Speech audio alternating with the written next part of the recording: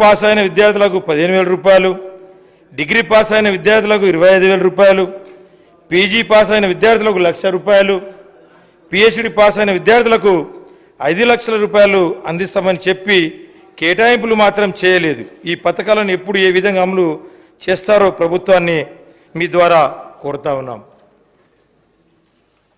అదేవిధంగా మా అక్క చెల్లెలకు 18 సంవత్సరాలు పైబడి చదువుతున్న వాళ్లకు ఎన్నికల్లో చెప్పిన ఎలక్ట్రికల్ స్కూటర్స్ కూడా ఎప్పుడు ఇస్తారో ఈ సభ ద్వారా తేలాలని చెప్పేసి కోరుతా ఉన్నాం.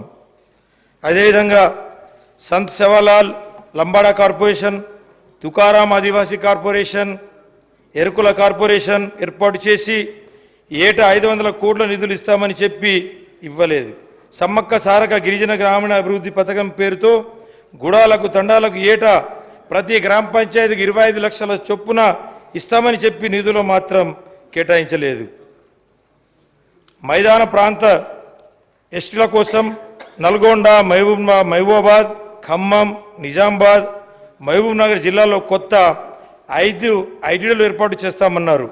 వాటితో పాటు ప్రతి జిల్లాలో కొత్త జిల్లాలు ఏదైతే అయినాయో అక్కడ ఐటీడీఏలు ఏర్పాటు చేస్తే బాగుంటుందని చెప్పేసి ప్రభుత్వాన్ని డిమాండ్ చేస్తూ ఉన్నాం.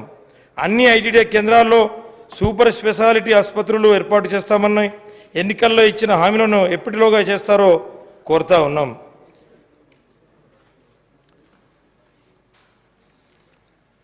అదేవిధంగా ఆడపిల్ల పెళ్లి చేయాలంటేనే ఎంతో భారమయ్యే గిరిజన ఆదివాసీ సోదరులు కళ్యాణ లక్ష్మి పేరుతో 1,00,000 రూపాయల సాయం అందించి మేనమామగా ఆదుకున్న మా నాయకుడు కేసీఆర్ గారు. కానీ ఈ పథకానికి అదనంగా తులం బంగారం ఇస్తామని చెప్పి అధికారంలోకి వచ్చిన కాంగ్రెస్ ప్రభుత్వం 8 నెలలు అయినా ఇంకా అమలు చేయలేదు. కాబట్టి ఎప్పుడు ఇస్తారని మా గిరిజన అక్క చెల్లెలు ఎదురు చూస్తూ ఉన్నారు. ఎన్నికల మేనిఫెస్టోలో ఇళ్ల స్థలాలతో పాటు ఇల్లు మంజూరు చేస్తామని చెప్పిన ప్రభుత్వ స్థలాలు పంపిణీ విషయంలో కూడా నిర్ణయం తీసుకోలేదు. ఎస్సీ రిజర్వేషన్ల 18% పెంచుతామని హామీని అమలు చేయాలని కోరుతా ఉన్నాం. ఎస్సీ మాల మాదిగలతో పాటు ఇతర కులాలకు 3 కార్పొరేషన్లు ఏర్పాటు చేయడంతో పాటు ఏడాదికి ఒక్క కార్పొరేషన్కి 750 కోట్ల చొప్పున నిధులు మంజూరు చేస్తామని చెప్పిన వాగ్దానాన్ని బడ్జెట్లో ప్రస్తావించకపోవడం చూస్తుంటే ప్రభుత్వానికి హామీలపై ఉన్న చిత్తశుద్ధి అర్థమవుతుంది. మైనార్టీ డిక్లరేషన్ అధికారంలోకి వచ్చిన 6 నెలలలోపు కులగణన చేసి దాని ఆధారంగా అన్ని వెనుకబడిన కులాలతో పాటు మైనార్టీలకు కూడా విద్య మరియు ఉద్యోగాలతో పాటు సంక్షేమ పథకాలలో రిజర్వేషన్ అమలు చేస్తామని చెప్పిన హామీ 8 నెలలు గడుస్తున్న అతిగతి లేదు. మైనార్టీ బడ్జెట్ 4,000 కోట్లకు పెంచి సప్లైన్ అమలు చేస్తామని చెప్పి 2,258 కోట్లు మాత్రమే బడ్జెట్లో ప్రతిపాదించింది. నిరుద్యోగ యువకులకు సబ్సిడీపై రుణాలు అందించేందుకు 1000 కోట్లు కేటాయిస్తామని చెప్పి దానిని మాత్రం ప్రస్తావించలేదు.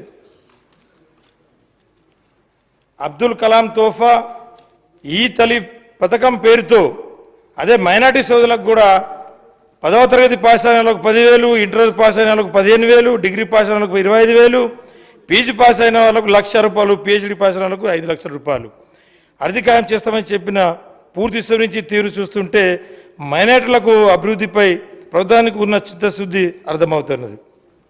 యూత్ అండ్ స్పోర్ట్స్ రాష్ట్రంలో 2 లక్షల ఉద్యోగాలు ఖాళీలను ఏడాదిలోగా భర్తీ చేసేందుకు జూన్ 2న అవతరణ దినోత్సవం రోజున జాబ్ క్యాలెండర్ విడుదల చేస్తామని చేసి సెప్టెంబర్ 17 హైదరాబాద్ విమోచన దినోత్సవం రోజున నియామక పత్రాలు ఇస్తామని చెప్పిన హామీకి అతి లేదు గతి లేదు.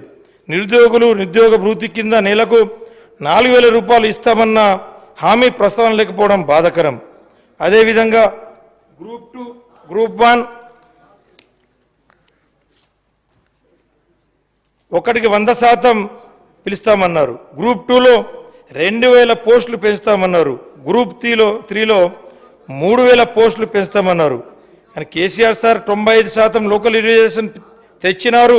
అంతేకాకుండా 6 నుంచి 10% రిజర్వేషన్ పెంచారు. గిరిజనులకు ఇచ్చిన మాట నిలబెట్టుకున్నటువంటి మహానుభావుడు కేసీఆర్ గారికి ప్రత్యేక ధన్యవాదాలు. అదేవిధంగా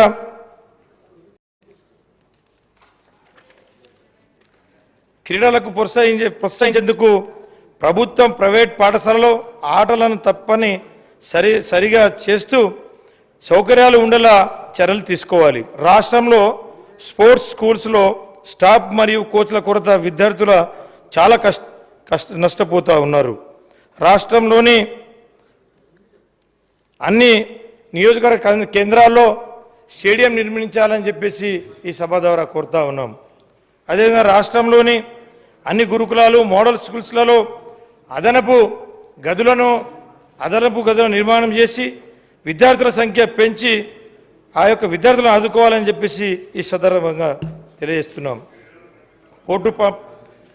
పోడు పట్టాల పంపిణీ చేయాలి. ఈ ప్రభుత్వం కొత్తగా చేసింది ఏం లేదు. అదేవిధంగా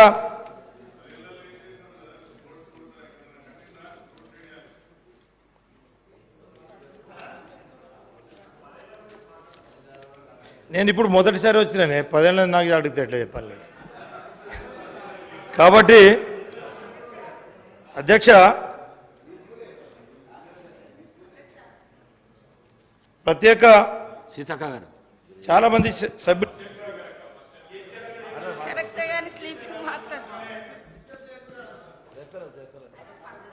కాబట్టి ప్రత్యేక తెలంగాణ రాష్ట్రం సాధనకు ముందు అభివృద్ధికి అమలులో ఉన్న ఎస్సీ ఎస్టీ బీసీ మైనారిటీ వర్గాలకు కేసీఆర్ గారి నాయకత్వంలో 10 ఏళ్ల పాలనలో ఎన్నో అభివృద్ధి సంక్షేమ పథకాలు అమలుతో బాసటగా నిలిచింది.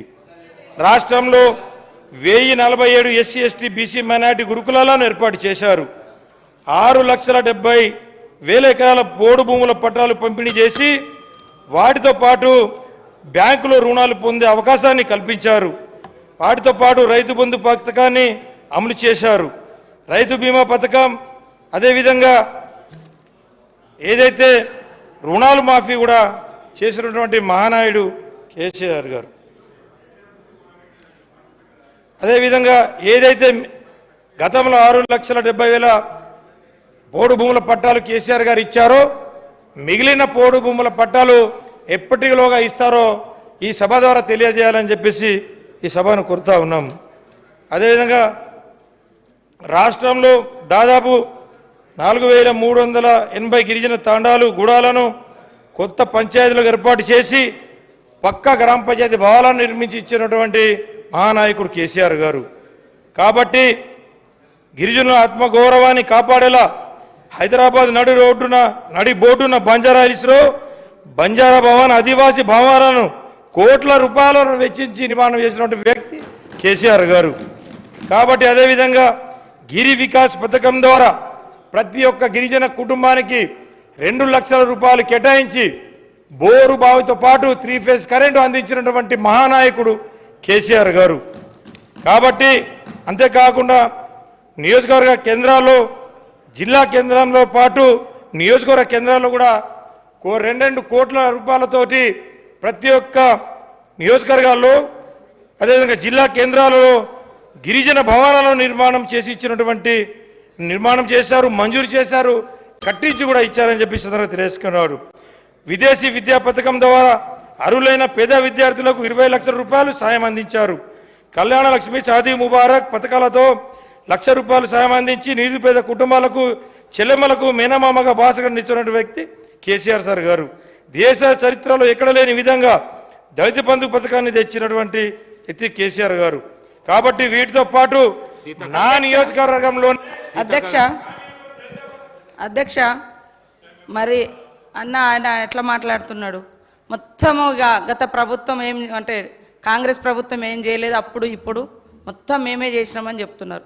ఆ సోదరుడు మొన్ననే టీఆర్ఎస్లో పోయిండు, అప్పటిదాకా కాంగ్రెస్లోనే ఉన్నాడు. అంటే కాంగ్రెస్ ప్రభుత్వం యొక్క కార్యక్రమాలు నచ్చాయి కదా అధ్యక్ష. ఈరోజు ఈ రాజ్యాంగం ద్వారా ఎస్టీ స్టేటస్